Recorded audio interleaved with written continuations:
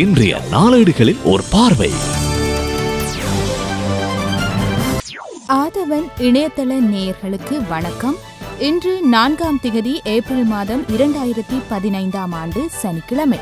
முதலில் வீரகேசரி நாளேட்டின் பிரதான தலைப்புச் செய்தியாக மத இனவாதம் பேசுபவர்களுக்கு 2 வருட சிறை தண்டனை, அமைச்சரவை அங்கீகாரம், குற்றவியல் சட்டக்கோவையில் திருத்தம், ராஜித தகவல் என்ற செய்தி வெளியாகியுள்ளது. இனவாதம், மதவாதம் பேசுபவர்கள் மற்றும் செய்திகளை வெளியிடும் ஊடகங்களுக்கு எதிராக 2 வருடங்கள் சிறை தண்டனை வழங்கும் சட்ட திருத்தத்திற்கு அமைச்சரவை அங்கீகாரம் கிடைத்துள்ளதாக அரசாங்கம் அறிவித்துள்ளது.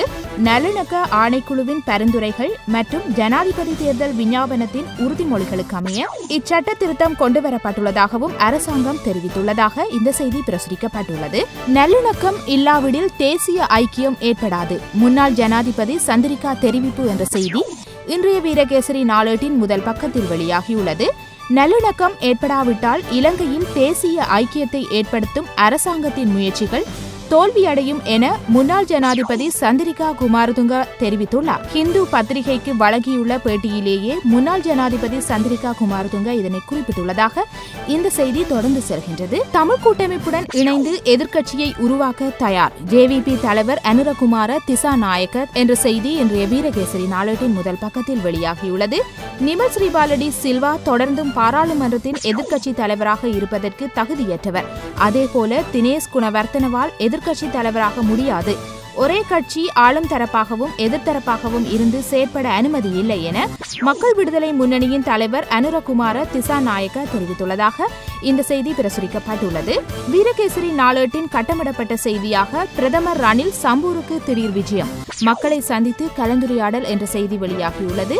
பிரதமர் ரணில் விக்ரமசிங்கே நேற்றைய தினம் திடீரென சம்பூர் பிரதேசத்துக்கு விஜயம் செய்துள்ளார். அவருடன் கிழக்கு மாகாண ஆளுநர், பாதுகாப்பு அமைச்சின் செயலாளர் மற்றும் மாவட்ட அரசாங்க அதிபர் புஷ்பகுமார ஆகியோர் உடன் சென்றுள்ளனர். சம்பூர் மக்களுக்கான மீள்குடியேற்றம் இம்மாத முடிவுக்குள் மேற்கொள்ளப்படும் என ஏற்கனவே அரசாங்கம் அறிவித்திருக்கும் நிலையில் பிரதமரின் சம்பூர் விஜயம் அமைந்துள்ளதாக இந்த செய்தி பிரசுரிக்கப்பட்டுள்ளது. மற்றொரு செய்தியாக ஜனாதிபதி மைத்ரிபால நாளை பாகிஸ்தான் விஜயம், சிவில் அணு ஒத்துழைப்பு உடன்படிக்கையிலும் கைச்சாத்து என்ற செய்தி வெளியாகியுள்ளது. ஜனாதிபதி மைத்ரிபால சிறிசேன நாளை பாகிஸ்தானுக்கு 3 நாள் உத்தியோகபூர்வ விஜயம் ஒன்றை மேற்கொள்ள உள்ளார்.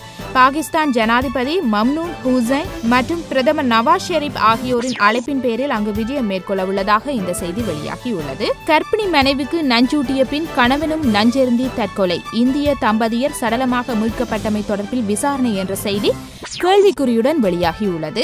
வெள்ளவத்தை 40வது ஒழுங்கை தனியார் ஹோட்டல் ஒன்றுக்குள் சடலமாக மீட்கப்பட்ட இந்திய தம்பதியர் ஹெசினோத் சூதாட்டத்தில் ஏற்பட்ட பல லட்சம் ரூபாய் நட்டம் காரணமாக தற்கொலை செய்திருக்கலாம் என சந்தேகிப்பதாக வெள்ளவத்தை போலீசார் தெரிவித்திருப்பதாக இந்த செய்தி வெளியாகியுள்ளது. இன்றைய வீரகேசரி நாளேட்டின் பிரதான புகைப்படமாக கொழும்பு புதுச்செட்டி தெரு புனித வியாகுல அன்னை ஆலயத்தில் இடம்பெற்ற திருச்சிலுவை பாதை பவனியின் போது எடுக்கப்பட்ட புகைப்படம் வெளியாகியுள்ளது.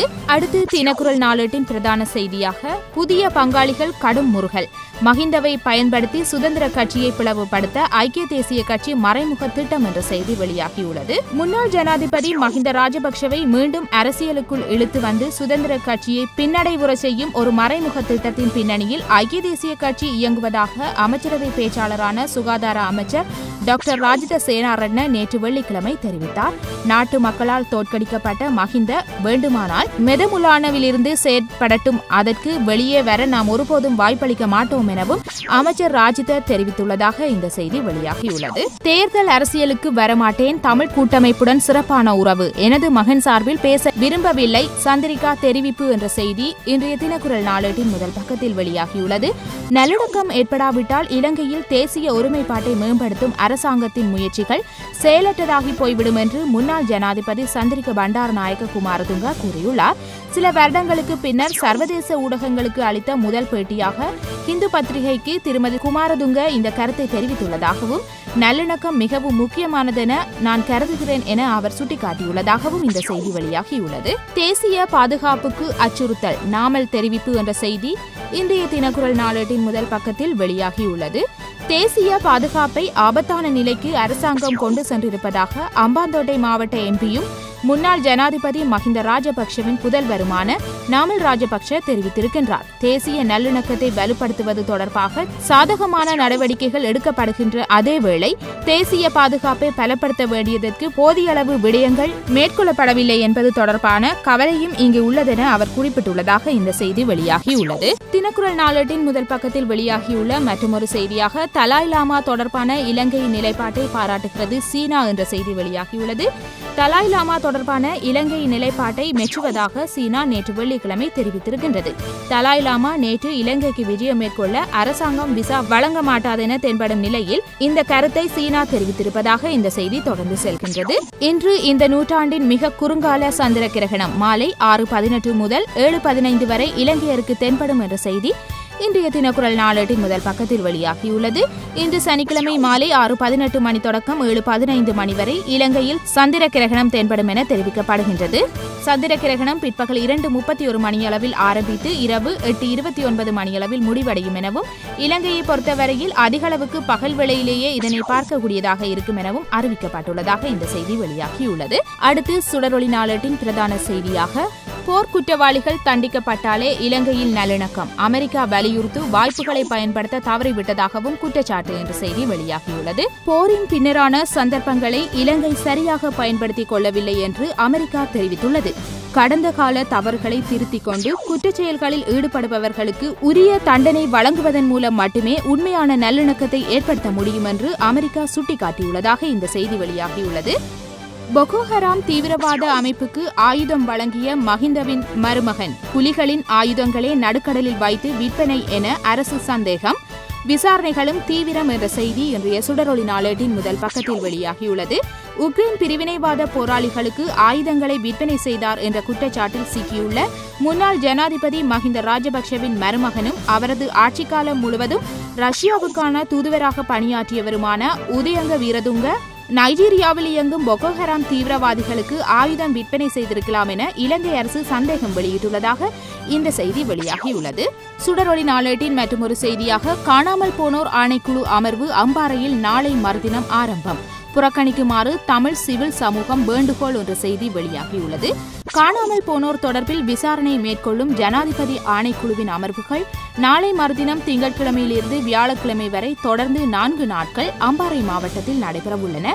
முதன்முறையாக அம்பாறை மாவட்டத்தில் ஜனாதிபதி ஆணைக்குழுவின் அமர்வுகள் நடைபெறவுள்ளமை குறிப்பிடத்தக்கது. எதிர்வரும் 6ஆம் திகதி திங்கட்கிழமையும் 7ஆம் திகதி செவ்வாய்க்கிழமையும் கல்முனை தமிழ் பிரதேச செயலாளர் பிரிவிலும் 8ஆம் திகதி புதன்கிழமையும் 9ஆம் திகதி வியாழக்கிழமையும் ஆலியடிவேம்பு பிரதேச செயலாளர் பிரிவிலும் இந்த அமர்வுகள் நடைபெறவுள்ளதாக இந்த செய்தி தொடர்ந்து செல்கின்றது. புலம்பெயர் அமைப்புகள் மீதான தடையை உடன் நீக்க முடியாது, ஆழமாக ஆராய வேண்டும் என்கிறார் அமைச்சர் ராஜித என்ற செய்தி சுடரொளி நாளேட்டின் முதல் பக்கத்தில் வெளியாகியுள்ளது. மஹிந்த ஆட்சியில் புலம்பெயர் அமைப்புகள் மற்றும் தனிநபர்களுக்கு எதிராக விதிக்கப்பட்ட தடையை உடனடியாக நீக்கிவிட முடியாது என்றும் இது பற்றி ஆழமாக ஆராயப்பட வேண்டும் என்றும் புதிய அரசு அறிவித்துள்ளது. அமைச்சரவை முடிவுகளை அறிவிக்கும் வாராந்த ஊடகவியலாளர் மாநாடு நேற்று முற்பகல் அரசு தகவல் திணைக்களத்தில் நடைபெற்றது.